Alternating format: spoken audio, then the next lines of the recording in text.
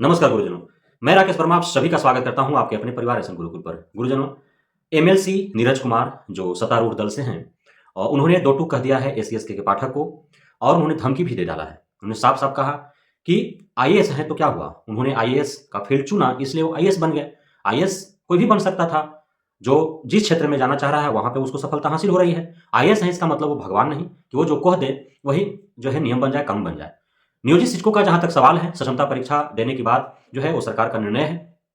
जब माननीय मुख्यमंत्री नीतीश कुमार ने कह दिया है कि मामूली सी परीक्षा लेकर के जिससे विभागीय परीक्षा ही कहा जा सकता है, उसके आधार पर जो है जो क्वालीफाई करेंगे उनको राज्यकर्मी का दर्जा प्रदान कर दिया जाएगा। और ऐसा कहीं है ही नहीं, कोई चर्चा ही नहीं है कि जो परीक्षा नहीं देंगे या फिर जो परीक्षा में फेल कर जाएँगे, उन्हें नौकरी से निकाल दिया जाएगा। हालाँकि इस पर जो है एसएसके के पाठक का कमिटी बना था, एसएसके के पाठक उस कमिटी के अध्यक्ष थे और उसमें बिहार बोर्ड, एससीईआरटी और प्राथमिक विद्यालय के महानिदेशक थे, माध्यमिक विद्यालय के महानिदेशक थे। 5 अधिकारियों के द्वारा जो है निर्णय लिया गया था, लेकिन वो जो निर्णय का कॉपी था उसको आप पढ़ेंगे तो उसमें एक लाइन अवश्य ही लिखा गया था नीचे कि इस पे जो है बिहार सरकार का अनुमोदन भी आवश्यक है। विचार बिहार सरकार अंततः जो है फैसला बिहार सरकार को लेनी है। तो नीरज कुमार ने साफ-साफ कहा कि सरकार उनकी है, जदयू की सरकार है, बिहार में नीतीश कुमार मुख्यमंत्री हैं और माननीय मुख्यमंत्री अर्थात उनकी सरकार ने जो है नियोजित शिक्षकों को बहाल किया है और उन्हें वेतन आदि जो भी दे रहे हैं वो सरकार दे रही है। अब आईएएस के पाठक कह दे कि निकाल दिया जाएगा या फिर जो 3 जो चॉइस जिला का जो उसमें बात कही गई है, जो विज्ञापन जारी किया गया है, उस पर भी आपत्ति उन्होंने जाहिर किया है। उन्होंने कहा कि कैसे ऐसे हो सकता है कि जो वर्षों से जो है कहीं स्थापित है, एस्टेब्लिश्ड है, अर्थात उनका कहने का अर्थ है कि वर्षों से जो कहीं कार्यरत है, वहाँ पे अपना घर-मकान बना लिया है, वहाँ पे वो वास कर रहा है, निवास कर रहा है और उन्हें किसी का 3 वर्ष, किसी का 2 वर्ष, किसी का 6 महीना, किसी का जो है नौकरी बचा हुआ है और इस अंतिम समय पर आप कह रहे हैं कि 3 को चॉइस जिला दीजिए, आपको कहीं भी जो है जिला बदल कर दिया जाएगा। तो ये कैसे हो सकता है? यह तो न्याय संगत नहीं है। साफ-साफ उन्होंने इस लहजे में कहा है। साथ ही बीपीएससी टीआरई के लेवल स्तर से प्रश्न पूछे जाने वाली बात पर उन्होंने कहा कि ऐसा कुछ नहीं है। माननीय मुख्यमंत्री ने साफ-साफ कहा है कि मामूली सी परीक्षा होगी, तो मामूली सी परीक्षा होगी, उनके कहने से कुछ नहीं होगा। लेकिन जो नीरज कुमार कह रहे हैं, सिर्फ उनकी बातों पर कैसे भरोसा कर लिया जाए? चूँकि इसलिए कि वो सत्तारूढ़ दल के एमएलसी हैं और एमएलसी भी हैं तो शिक्षा के क्षेत्र से हैं। आप सभी को ज्ञात है कि शैक्षणिक क्षेत्र से भी एमएलसी बनते हैं। तो उनका कहना है कि शैक्षणिक क्षेत्र से जो है 9 एमएलसी हैं और आप पूर्व में देखे थे शैक्षणिक क्षेत्र से एक एमएलसी थे संजय कुमार जी, उनका जो है पेंशन रोक दिया गया था।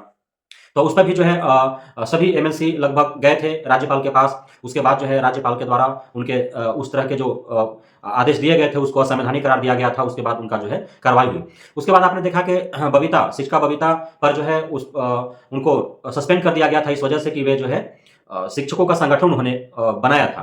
तो माननीय हाईकोर्ट में जब गया है मामला तो माननीय हाईकोर्ट में जो है वो फटकार लगाया एसएसके के पाठक को, शिक्षा विभाग को कि कैसे आज़ादी आप छीन सकते हैं। कोई भी है वो व्यक्ति आज़ाद है संविधान के दायरे में रह करके और संघ संगठन बनाने के लिए वो आज़ाद है। उसके बाद कार्रवाई हुई।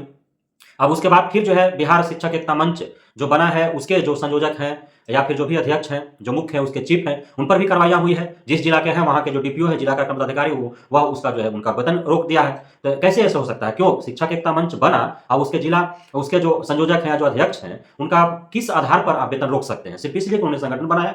ऐसा तो हो नहीं सकता है। अब पता नहीं कितने मूर्ख और धूर्त लोग बैठे हुए हैं शिक्षा विभाग के अंतर्गत कि जब माननीय उच्च न्यायालय जब आदेशित कर रही है कि संघ संगठन बनाना उनका आज़ादी है, वो बना सकते हैं, संविधान के दायरे में रह करके अपनी बातें वो रख सकते हैं, सम्मेलन बुला करके, संघ बना करके, संगठन बना करके, तो फिर दोबारा जो है शिक्षिका बबीता ने फटकार लगा। उसके बावजूद फिर जो है उन लोगों ने बिहार शिक्षक एकता मंच के संयोजक पर कार्रवाई कर रहे हैं, उनका वेतन रोक दिया उन्होंने। साथ ही अब चूंकि 9 से 5 ही ना आपका विद्यालय है जी, 9 से 5 वो विद्यालय में जा ही रहा है लोग। उसके बाद 5 बजे के बाद ना प्रखंड मुख्यालय पर इकट्ठा होकर के प्रति जलाया था। उन लोग क्यों नहीं प्रति जलाएगा? अब उस पर कार्रवाई कर दिया। उसके बाद आज 10 फरवरी 2024 है। आज जो है 5 बजे के बाद जो है शाम ढलते ही मशाल जुलूस प्रत्येक जिला मुख्यालय पर निकाला जाएगा। तो अब इस पर भी कार्रवाई करेंगे, काहे? क्यों नहीं? आपका विद्यालय बाधित नहीं ना हो रहा है। 9 से 5 विद्यालय है। तो ये सारा बात जो है नीरज कुमार जो है उन्होंने बात रखी है और प्रत्यक्ष रूप से टारगेट करते हुए आईएएस के पाठक को उन्होंने कहा है कि आईएएस के पाठक के कहने मात्र से नियोजित शिक्षक नौकरी से नहीं निकाले जाएंगे। साथ ही जो 3 जिला चॉइस है उस पर भी संशोधन होगा। जिनका इच्छा होगा वो परीक्षा देंगे, नहीं इच्छा होगा नहीं परीक्षा देंगे। जो नहीं देंगे या जो पास नहीं होंगे वे राज्यकर्मी का दर्जा प्राप्त नहीं करेंगे भले ही, लेकिन उन्हें नौकरी से नहीं निकाला जाएगा। नियोजित शिक्षक के रूप में ही हो। 60 वर्षों तक जो नियमावली बना दी गई है, जब नियोजित शिक्षकों का कार्यकाल 60 वर्ष कर ही दिया गया था तो पुनः बीच में एक नई नियमावली ला करके या फिर एसएसटी के पाठक के कहने मात्र से फिर बीच में कैसे वो जो है 60 वर्ष से पूर्व ही उन्हें निकाल दिया जाएगा नौकरी से? ऐसा संभव नहीं है। अर्थात साफ-साफ एससी-एसटी के पाठक को नीरज कुमार की ओर से चेतावनी भरा यह बयान दे दिया गया है कि आईएएस के पाठक अपने दायरे में रखें, नहीं तो यदि वे चढ़ बढ़ के और दिशा निर्देश निर्गत करते रहेंगे, तो उन्होंने साफ साफ कहा है कि वे जान काबू में कैसे लाना है उस तरह के घोड़े को वो जानते हैं, और वैसा फिर उन्हें मजबूर न किया जाए कि एक आईएएस पर जो है कार्रवाई करना पड़े सरकार को। इस हेतु हद में रहे आईएएस के पाठक, और जो उनका दायरा है उस दायरे में रहते हुए अपने कार्य को करें, सरकार बनने की कोशिश न करें। आईएएस हैं, शिक्षा विभाग के अपर मुख्य सचिव हैं, तो भगवान नहीं है, वो अपने दायरे में रह करके और कार्यों को करें। अच्छी बात है, उन्होंने प्रशंसा भी किया एससीएस के पाठक का कि उनके आने से कुछ कमियां थी, जो खामियां थी शिक्षा जगत में, विद्यालयों में। कुछ शिक्षक जो है वो टाइम से नहीं आते थे, बच्चों की उपस्थिति कम थी, पढ़ाई ढंग से नहीं हो पा रहा था, तो सुधार देखने को मिला है। लेकिन अब सुधार के आड़ में जो है आप खुद जो है अपने हाथ में सारा चीज ले करके और जो मन में आए वो दिशा निर्देश तो नियम कानून बनाते रहे, तो पीछे का जो नियम कानून बनाया हुआ है सरकार के द्वारा, तो उसका क्या, बिना पढ़े जो है आगे आप नियम बनाते रहे हैं। पहले आप पढ़िए, उसमें कमी है, खामी है, सरकार के समक्ष रखिए, उसको निरस्त करवाइए, उसके बाद नया कानून बनाइएगा। तो ये सारे बात जो है नीरज कुमार के द्वारा एससीएस के पाठक को सख्त लहजे में कह दिया गया है।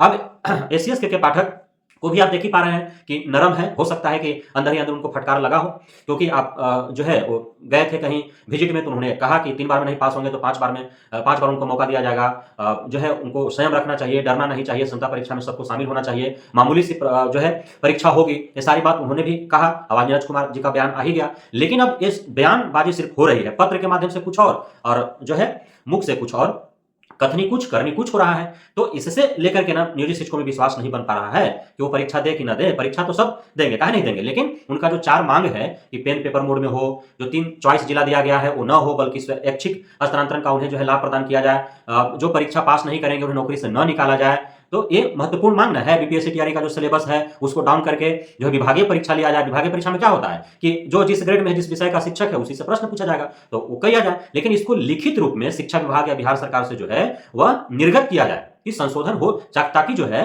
नियोजित शिक्षकों के अंदर, गुरुजनों के अंदर विश्वास बने कि हाँ उनकी मांगों को मानी गई है और सरकार ने संशोधन कर दिया है। ये विश्वासजनक बातें होनी चाहिए, अन्यथा मसाल जुलूस निकलेंगे ही, और 13 फरवरी को जो है विधानसभा का घेराव होना है तो होंगे ही, या गर्दनी बाग की बात कही जा रही है, गर्दनी बाग में जो है सारे लोग इकट्ठे होंगे लाखों लाख की संख्या में, तो होंगे ही। उसके बाद भी यदि नहीं संशोधन होता है, बात नहीं मानी जाती है, तो फिर जो है भूख हड़ताल पर जाने की भी योजना बनाई जा रही है। उसके बाद जेल भरो आंदोलन भी होगा यदि ज्यादा सख्ती बरता जाएगा एसएसके के पाठक और बिहार सरकार के द्वारा। लेकिन चूंकि चुनावी माहौल है और इसमें जो है किसी को नाराज होने नहीं दिया जाएगा, इसलिए हमें बहुत ज्यादा उम्मीद है, और नीरज कुमार ने भी साफ संकेत दे दिया है, बिहार सरकार जो है इस पर विचार कर रही है, जल्द ही संशोधन देखने को मिलेंगे और नियोजित शिक्षकों को नहीं निकाला जाएगा नौकरी से। नीरज कुमार ने साफ साफ कह दिया है, जिसको इच्छा होगा वो देगा, नहीं इच्छा होगा नहीं देगा। साथ ही स्थानांतरण की जो बात कही गई है वो भी ऐच्छिक स्थानांतरण का लाभ दिया जाएगा, उन्होंने साफ साफ कह दिया है। विभागीय परीक्षा होगा, ये भी साफ उन्होंने कह दिया है। सीबीटी के बारे में कोई चर्चा नहीं है कि सीबीटी होगा कि पेपर मोड होगा, लेकिन ये 4 महत्वपूर्ण मांगों को मानी जाएगी, यह हमें पूर्ण विश्वास है बिहार सरकार पर, जिस प्रकार से नीरज कुमार ने संकेत दिया है। आईएएस एससीएस के पाठक का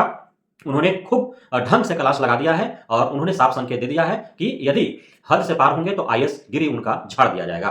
तो बहुत बहुत धन्यवाद आप सभी गुरुजनों का, हमारे साथ जुड़े रहने के लिए, बढ़ने के लिए, हमें इतना प्यार देने के लिए, हम पे भरोसा बनाए रखने के लिए, हमें अपना आशीर्वाद प्रदान करने के लिए। जय हिंद।